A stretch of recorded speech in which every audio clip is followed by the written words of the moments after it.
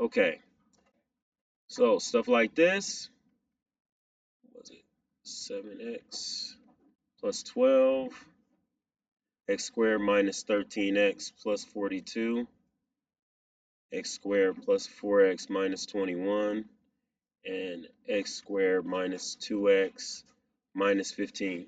These are all called quadratic expressions, right? They got three terms, which makes them trinomials. So what I'm looking at is I want to factor these things, right? I want to factor them. And so we've talked about using the X or the diamond method for factoring them.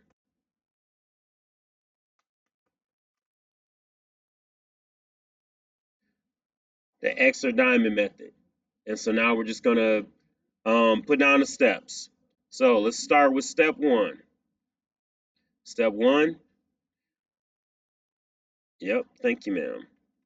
Identify A, B, and C. Now that's thinking that when we talk about a quadratic, especially a trinomial, it's in the form of A times x squared plus B times x plus C. Now I'm saying expression because this thing doesn't have an equal sign. So it's not an equation, it's an expression. So then we got step two. And step two is we draw our x and then fill in A, B, and C. So I draw my x, I got A times C up top, and I got B on the bottom. And then step three. Step three is find the side numbers.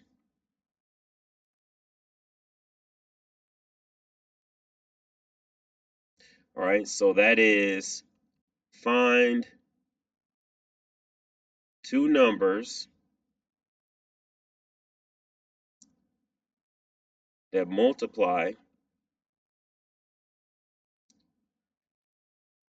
Whoa, don't went right. Let's try that again.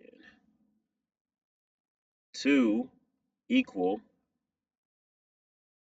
A times C and combine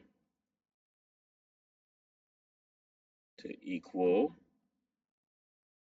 B. So, like for instance, I say combine because we can add or subtract. And so combining, handles both of those. Like if, for instance, just to get specific, if we were talking about this one right here, my A times C will be 1 times 12. So that's 12. And then my B would be 7. So I need to think of two numbers that I multiply to give me 12, but then I add to give me 7. And that's just 3 and 4. So those are my side numbers. Now, or we can think about this one right here. I got 1 times 42, and I got negative 13. So I need two numbers that multiply to give me 42, but when I combine them, I get negative 13. Well, if my AC number is positive and my B is negative, what that's telling me is that both my numbers need to be negative. When your AC number is positive, both your side numbers have the same sign. Okay? You're adding. Both my side numbers have the same sign. So this is going to be 6 and 7. A negative 6 times a negative 7 is a positive 42, but negative 6 plus negative 7 is negative 13.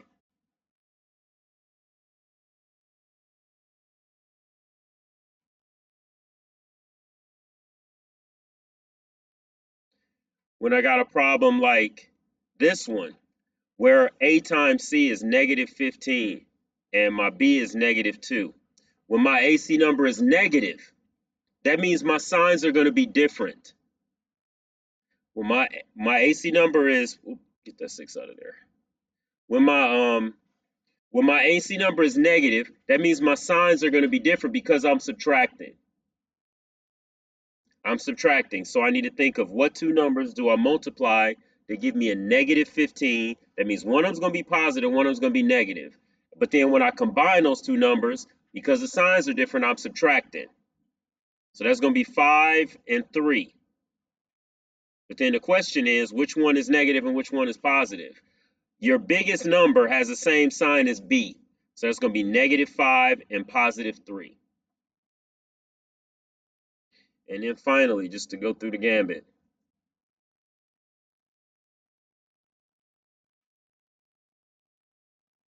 if we look at this one, I got negative 21 and positive 4. So a negative 21 as my AC means that my signs are different. Positive 4 means my biggest number is going to be positive. So I think about what two numbers do I multiply to give me 21, but when I subtract, I get 4. 7 and 3. And the 3 is going to be negative because the 4 is positive, so the 7 is positive. So if my last number is negative, that means I subtract. If my last number is positive, it means I add.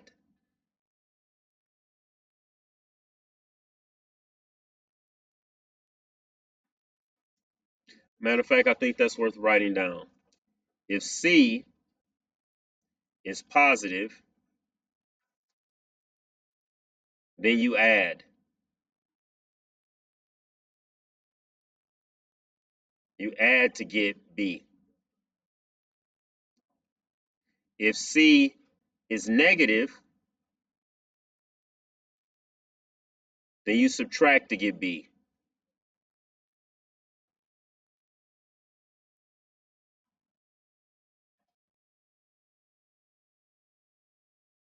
So anybody have any questions on step 3?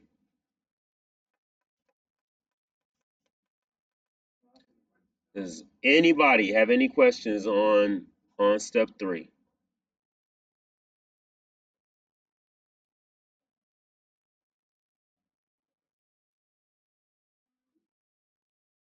All right.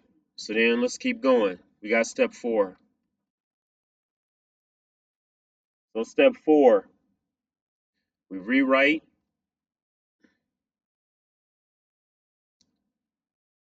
the original polynomial expression.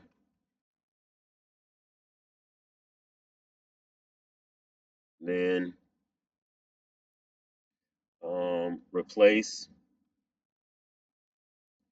B with my side numbers.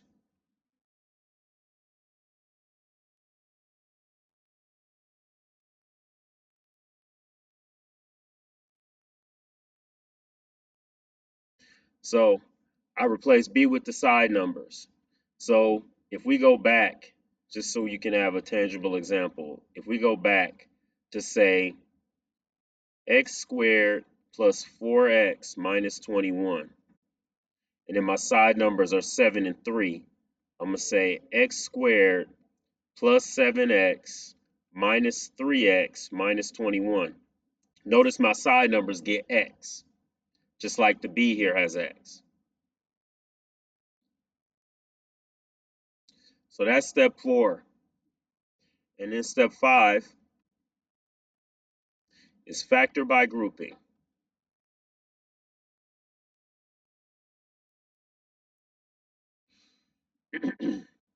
So we need to find the GCF. What's GCF? Greatest common factor. So we need to find the greatest common factor for the first pair of terms. Then you factor.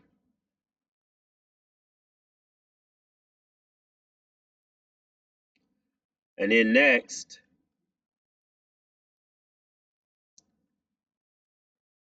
you find the GCF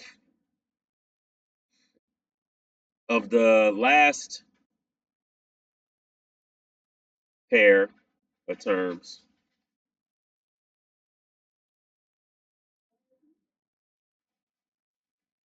and factor. So, like I said, in this case, I look at x squared plus 7x. And then I look at negative 3x minus 12, or sorry, minus 21. So I look for the GCF for the first two terms. What's the GCF for x squared plus 7x? What do they both have in common? X. So I factor out that x, and I get x plus 7. And then I look at negative 3x minus 21, and I think about what they have in common. Not just a 3, but a negative 3. Because I want the stuff inside my parentheses to be positive.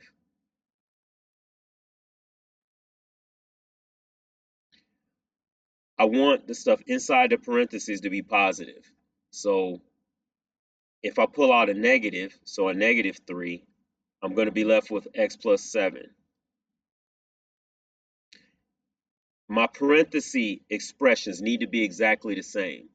If they're not exactly the same, then I know I made a mistake and I need to go back. I think that's worth saying. The expressions in the parentheses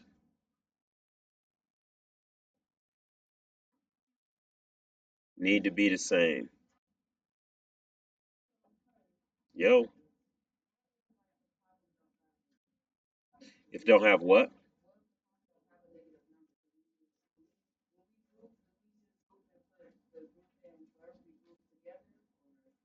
When you start back with the original expression and then you get your side numbers. So now you take your side numbers and replace b. So now you got four terms. So you got the first two and the last two. It doesn't necessarily have to have a negative. It's you look for what is the same. And if the thing is both of them have a negative. So because they both have a negative, why wouldn't you pull out the negative? Because they both have one. The other thing, though, is that I want my parenthesis terms to be the same. And the first one is x plus 7. So I want the other one to be x plus 7. Well, if I got negatives, I need to think about what could I pull out that's going to make what's left over positive. So if you got a negative, you pull out a negative, then what's going to be left is a positive. And the opposite works too. If I'm trying to, if I've got like x minus 3 inside the parentheses, I want the other one to be x minus 3. So I got to think about what I can pull out that's going to leave me with x minus 3. So in this case, I pulled out the negative and it left me with the positive.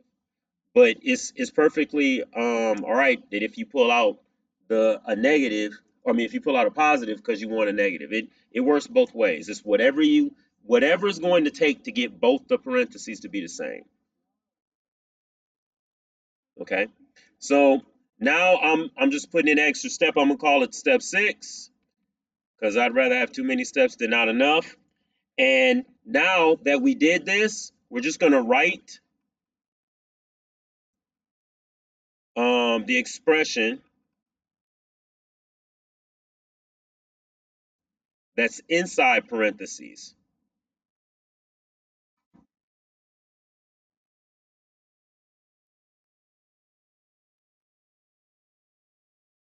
So in that case, that would be x plus 7, right? And remember, it should be the same.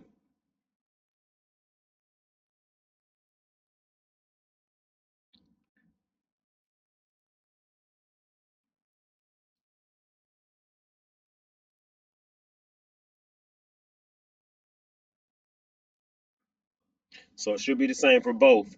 And then finally, then write what's outside, or better yet, let's say let's not say outside. Let's say what's not inside the parentheses instead.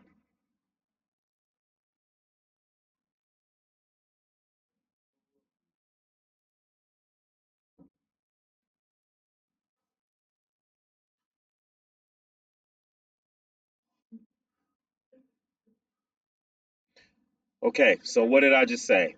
Well, I said first we write what's inside the parentheses. So I got x plus 7, and then what's not in the parentheses, x minus 3. And see, that's my factored expression. And that's all the steps for using the x or the diamond method.